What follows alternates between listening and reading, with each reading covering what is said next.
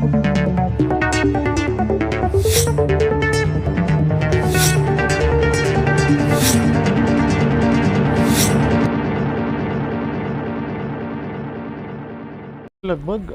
8:30 बजे नगीना देहात पुलिस को सूचना प्राप्त हुई थी कि रायपुर सादात के एक मोहल्ले में एक मकान में शुरुआत में जो सूचना मिली थी वो मिली थी कि चोरी की घटना हुई है।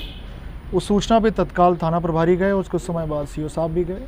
वो दोपहर में एक तहरीर दी गई कि घर में डकैती हुई है और घर में जो पीड़िता थी उसके साथ सामूहिक दुष्कर्म की घटना हुई है। उसके बाद घटनास्थल का निरीक्षण मेरे द्वारा भी किया गया और सुसंगत धाराओं में अभियोग दर्ज किया गया।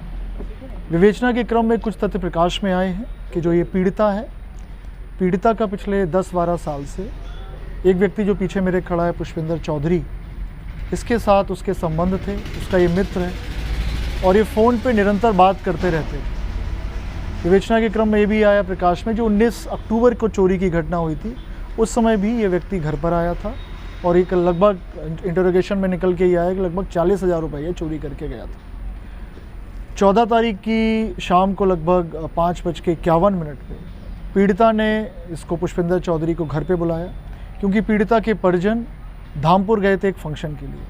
तो वो धामपुर निकले और इसने घर पे बुलाया और इसने ये सारा सामान जो आपको दिख रहा है, चांदी का सामान है, जेवर है, सोने का जेवर है, कुछ घड़ियाँ हैं, करेंसी नोट्स हैं, मोबाइल फ़ोन है, LED है, स्कूटी है, ये सब इसने इसके सुपुर्द कर दी और ये सारा सामान लेके बिजनौर आ गया। विवेचना में ये भी संग आया है, तथ्य प्रकाश में आए हैं कि इसके ऊपर कर्जा है काफ़ी, उसको चुकाने के लिए इसने घटना पीड़िता के साथ मिल के ये की।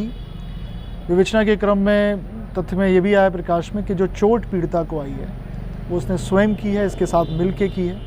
अभी तक की विवेचना में दुष्कर्म की कोई बात की पुष्टि नहीं हुई है, प्राइवेट पार्ट्स में कोई इंजरी नहीं है और जो भी तथ्य प्रकाश में इनको हम लोग फर्दर कंक्लूजन पर लेकर जाएंगे और साइंटिफिक इन्वेस्टिगेशन करके शीघ्र चार्जशीट लगाएंगे और माननीय न्यायालय में पैरवी करके इनको कड़ी से कड़ी सजा दिलवाएंगे।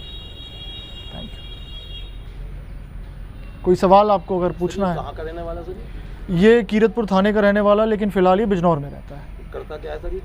पुष्पिंदर चौधरी ये पहले अध्यापक था, ये पीड़िता भी पहले अध्यापक थी, दोनों में उसी समय मित्रता हुई। उसके बाद इसने कुछ शेयर का कुछ काम किया उसमें, इसके पास उसके ऊपर ये कर्जा हो गया इस तरह का। तो सर ये उस समय घटना के समय अकेला ही था ये?